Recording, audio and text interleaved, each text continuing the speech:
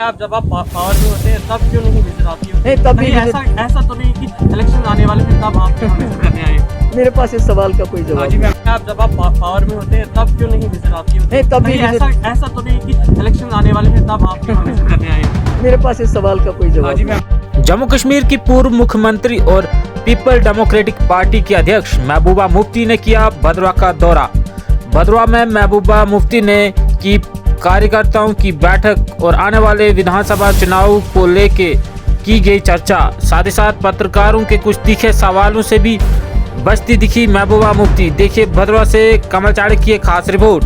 देखिए, ये जो इन्होंने बीजेपी ने जो पॉलिसी अपनाई है जम्मू कश्मीर को लेके, जो ये एक कॉस्मेटिक सर्जरी कर रहे हैं जम्मू कश्मीर को ऊपर से दिखाने के लिए यहाँ सब ठीक ठाक है, सब ठीक ठाक नहीं है, हालात बहुत ख़राब है अंदर से, मगर लोग दबे हुए हैं, खामोश है। ये जम्मू कश्मीर के लोगों की खामोशी को समझते हैं ये नॉर्मलसी है, ऐसी कोई बात नहीं है। इनके पास इंफॉर्मेशन थी कि माइनॉरिटीज़ को टारगेट किया जाएगा, उसके बावजूद उन्होंने कुछ नहीं किया।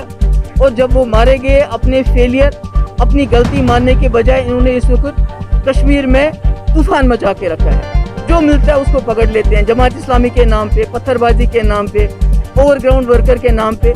हम इन्वेस्टिगेशन के खिलाफ नहीं, इन्वेस्टिगेशन बेशक करें, मगर इस तरह एन ब्लॉक जो ये लोगों को पकड़ पकड़ के जेल में डाल रहे हैं, उसके हम खिलाफ हैं, उसकी हम मजम्मत करते हैं और इनको वार्न करना चाहते हैं गवर्नमेंट ऑफ इंडिया को और यहाँ की जो एडमिनिस्ट्रेशन है उनको वार्न करना चाहते हैं। अगर आपने इसी तरह लोगों के साथ सलूक किया, बेगुनाह सिविलियंस को पकड़ पकड़ के जेलों में डाल दोगे, उसके नताइज बहुत ख़राब होंगे, बहुत ख़तरनाक होंगे, जिसका आप मुकाबला नहीं कर पाओगे। इस तरह आम लोगों को सताना बंद कर दो, चाहे वो हमारे टीचर हों, चाहे वो हमारे सिविलियन हो, उनको सताना बंद कर दो। जिसकी ये गलती है, जो इसमें जिसने लापरवाही की, जिसने सिक्योरिटी पर फराहम नहीं की, जो सिक्योरिटी का फेलियर है, उसमें देखिए कौन से लोग मुलविस हैं, उनको सज़ा दे दीजिए। पहले उनको निकालिए, उसके बाद इन्वेस्टिगेशन करें आराम से।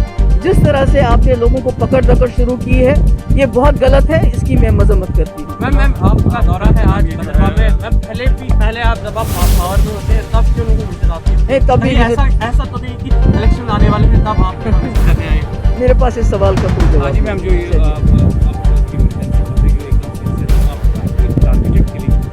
देखिए मैं एक तो ये मैंने कहा कि इनके पास इंफॉर्मेशन थी, इंफॉर्मेशन होने के बावजूद भी इन्होंने कुछ नहीं किया, कोई स्टेप नहीं लिया। और अब जब किलिंग्स होगी, बजाय उसके जो अकाउंटेबल है, जिसको जवाबदेही होना चाहिए, उसके बजाय लोगों को पकड़ पकड़ के जेलों में डाल रहे हैं। अभी मेरे ख्याल में तकरीबन 700,000 के करीब लोग इन्हें जेल में डाल दिए, रैंडम जेल में डाल। दूसरी, जो इन्होंने यहाँ पर बाहर से मिनिस्टर्स की एक बहुत बड़ी फौज लाई, यहाँ तमाशा बनाया जम्मू कश्मीर को, उनके साथ सारा सिक्योरिटी ग्रिड था, सारी सिक्योरिटी उनके पीछे लगी हुई थी, उनको जगह जगह लेके जा रही थी।